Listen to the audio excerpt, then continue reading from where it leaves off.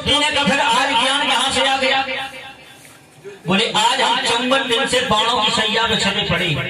वो दुर्योधन के दूषित अन्न से जो खून बना था, रक्त बना था, वो एक एक बूंद करके निकल गया। इसलिए अब हमारा दिमाग, हमारा ज्ञान काम कर रहा है। इसलिए हम पांडवों को ज्ञान का उपदेश दे रहे हैं। 54 दिन से पड़े, इसलिए खून नहीं बचा शरीर। जो दूषित अन्न खाया था सब बाहर आ गया। तो सज्जनों, खान पान पर बहुत ज्यादा ध्यान देने की बात है, क्योंकि खान पान हमारा बहुत बिगड़ रहा है। इसलिए नाना प्रकार के रोग है नहीं। आज द्रौपदी को जवाब देने के बाद पितामह भीष्म ने कहा कि हे कन्हैया, अब हम केवल आपसे बात करेंगे, अब हम और किसी से बात नहीं करेंगे। द्रौपदी ने कहा, हे पितामह, कृपाचार्य, द्रोणाचार्य, अश्वत्थामा, और यहां तक आप भी थे उस दरबार में। उस समय हमारी लाज बचाने वाला केवल था ये पीढ़ी का हुआ। अच्छा बताओ, ये नहीं होता तो लाज बच रही थी? ये तो बड़ी कृपा रही बड़ी। और वास्तव में सर्वधर्मान पार्थेज्य मामेकं शरणं व्रज द्रौपदी ने अपनाया। जब समस्त संसार के सहारे टूट जाएं, ध्यान रखना, तब एक सहारा बचता है, गोविंद। और जब तक हम संसार के सहारे लेते रहेंगे, तब तक गोविंद का सहारा नहीं मिलेगा। हाँ, ये भी। और हमारी आदत है कि जब तक हमारे पूरे सहारे काम कर रहे, जब तक इनकी याद नहीं आए। और जैसे ही सहारा टूटे, द्रौपदी के तुरंत कहा, हे कन्हैया, कन्हैया, हे कन्हैया, कन्हैया, लाजे रखो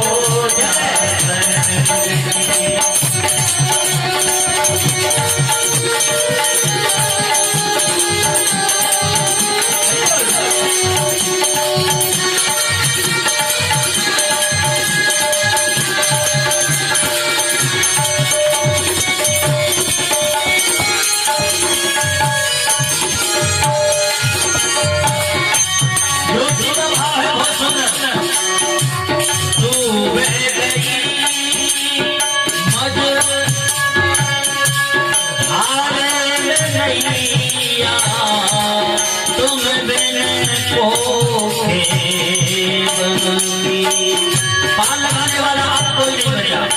ये एक कन्हैया हरी सभा में लाजी राखिलो, हरी सभा में लाजी राखिलो, भैया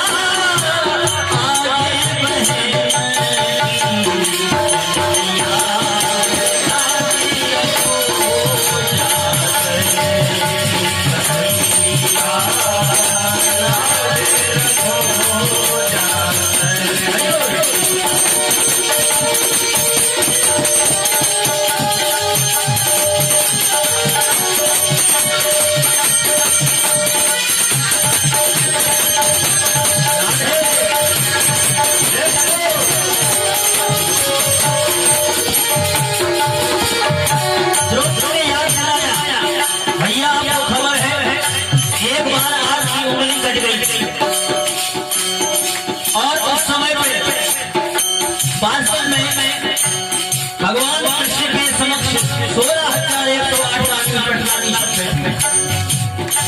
कोई रोशनी के लिए दौड़ी और पट्टी के लिए दौड़ी, लेकिन बगल में द्रौपदी बैठी और द्रौपदी ने देखा कि जब तक ये ओढ़नी लाएंगी, पट्टी लाएंगी, तब तक तो भगवान कृष्ण के हमारे भैया की उंगली में से कितना ही खून निकल जाए। और तुरंत कील की साड़ी को उठाया और फाड़ के उंगली में बांध भगवान उसके ऋणी बन गए। द्रौपदी से कहा आज तूने ऋणिया बना और इस धागे में चीर में गिर लेके तेरे धागे आज 900 धागे निकले। सज्जनों कहा जब जरूरत पड़ेगी द्रौपदी तो 999 धागों की बदल 999 साड़ियों का ढेर लगा। ये आज याद दिलाई द्रौपदी ने एक बार में तोरी उंगली पे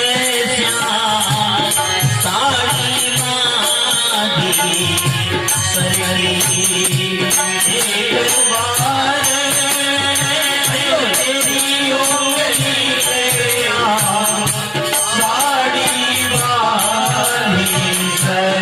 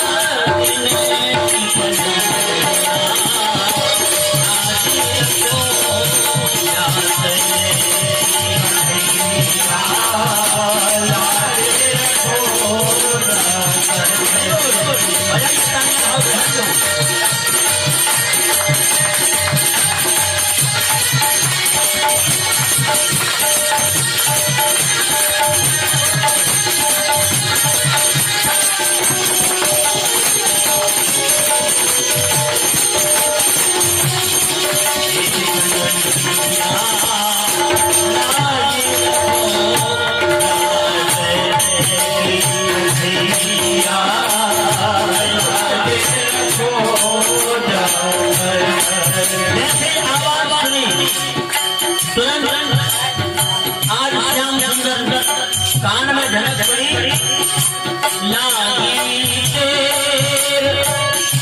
सुनी मोहन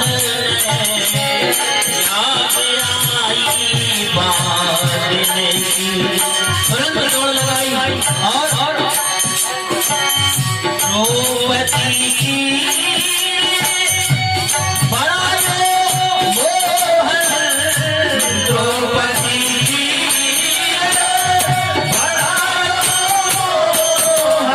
Oh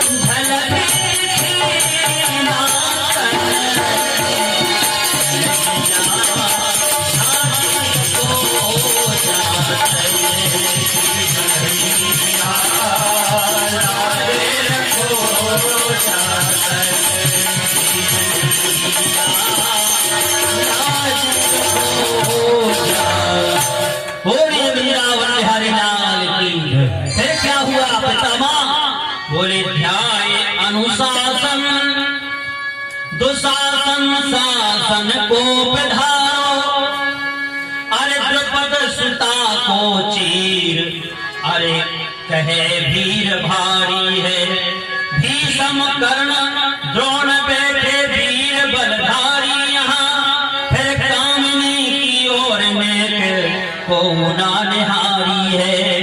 क्या हुआ सुना है, अरे सुन के पुकार जायो द्वारका से यदुरारी, और पांडव दुकूल खेचे गुंज बलकारी है। लेकिन भैया क्या हुआ, बोले सारी बीच नारी है, कि नारी बीच सारी है, कि सारी ही की नारी है, कि नारी ही की सारी। समझ में नहीं आ रहा, ये सारी की नारी बनी है, इसलिए पितामह ये तो हमारे कन्हैया ने लाज रखी। और तुरंत पितामह भीष्म आज हिंदियों से भर के रो रहे, जो कभी नहीं रोया ऐसा महापुरुष रो रहा। आप कहा कन्हैया ज्ञान का उपदेश राजनीति जो थी वो हम दे चुके, लेकिन अब हम किसी से बात करना नहीं चाहते, केवल आपसे बात करना। आप हमें जवाब दो, क्या एक बात बताओ, हमें पता है कि हमने 124 जन्म में 124 जन्म की याद है। अच्छा, और ये साधारण तो है नहीं, ये अष्ट वसुओं में से जिन्होंने नंदिनी गाय की चोरी की थी वशिष्ठ जी की, ये वही है अष्ट वसु, 8वें वसु। 7 तो गंगा मैया ने, देवी भागवत पुराण में कथा आती है, 7 तो गंगा मैया ने जन्म लेते ही उनका उद्धार करा दिया। लेकिन जिन्होंने पूर्व जन्म में भी अपराध किया हो उसको इस जन्म में भी भोगना पड़ता है। इसलिए ये 8वें वसु है पितामह भीष्म, इसलिए इनको इतना सब भोगना पड़ा, अपनी आंखों से सब देखना पड़ा। इसलिए सज्जनों तुरंत भगवान कृष्ण से कहा, हे कन्हैया 124 जन्म में हमने कोई पाप नहीं किया, फिर ये हमको जघन अपराध, ये हमको दंड क्यों मिल रहा है, बाणों की सैया क्यों मिल रही है। तुरंत भगवान ने कहा, एक बात बताएं, तुमने 124 जन्म में कोई पाप नहीं किया, उसका फल ये है कि हम तुम्हारे सामने खड़े, तुम्हारे सामने खड़े। और नहीं तो सही बताए बेटा, हम मरते समय हमारा याद नहीं है, हमारी नाम नहीं ले पाता आदमी, ऐसे बाली ने कहा मारा जन्मो जन्मो मुनि जतन कराही, जन्म जन्म मुनि जतन कराही, जन्म जन्म मुनि जतन कराही, जन्म जन्म मुनि जतन कराही, अनंत नाम कहे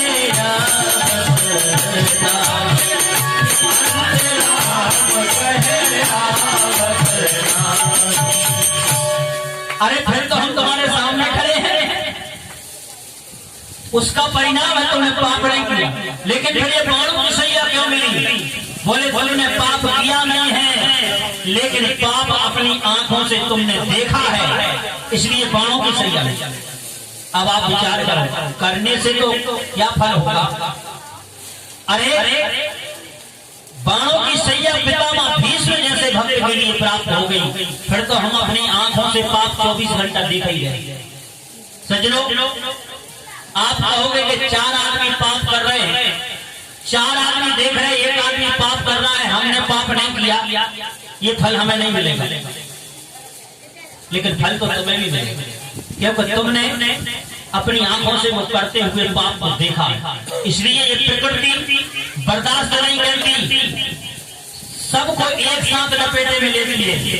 और हम प्रमाण देख रहे हैं, तब तो कभी अनावृष्टि तो कभी अतिवृष्टि, क्योंकि जो पाप हो रहा है उसके बारे में हम कह नहीं पा रहे, क्योंकि प्रशासन ऐसा। इसलिए सज्जनों, प्रकृति एक साथ सबको दंडित करती है, इसलिए पाप आंखों से देखने में भी आपको सजा मिलेगी। और तुरंत आज भगवान से कहा कि एक काम करो, आप सामने खड़े हो जाओ और हमें वो झलक दिखा दो।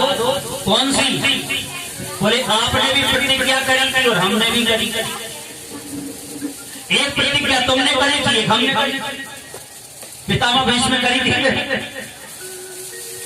लेकिन आज जैसे कहा कि प्रतिज्ञा हमने जो करी थी और आपने जो करी थी वो आपने तोड़ डाली, और हमने भी करी थी कि हम तोड़वागे रहेंगे। आज जो हरि हूं न सहस्त्र गहा,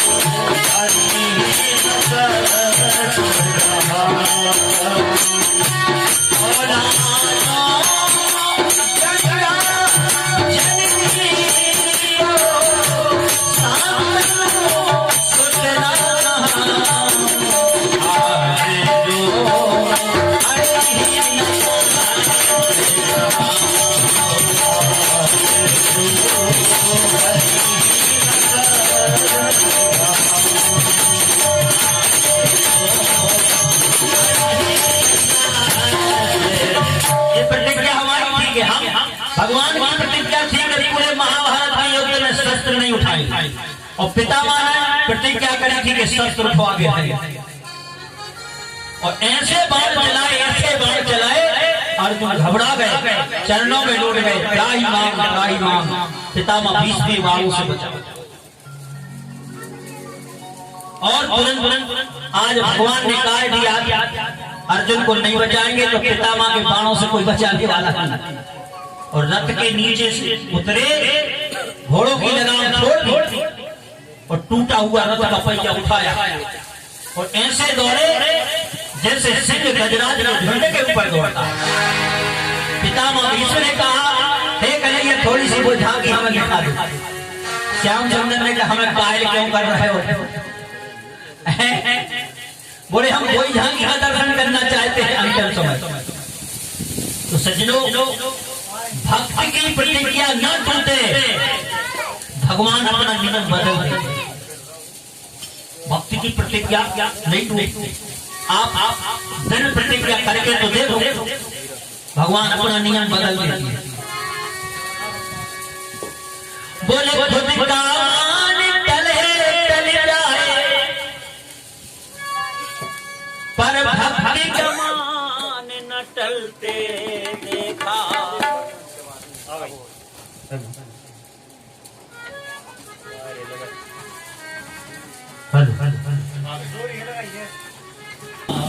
अरे खुद का मान टले टल जाए, पर भक्त का मान न टलते।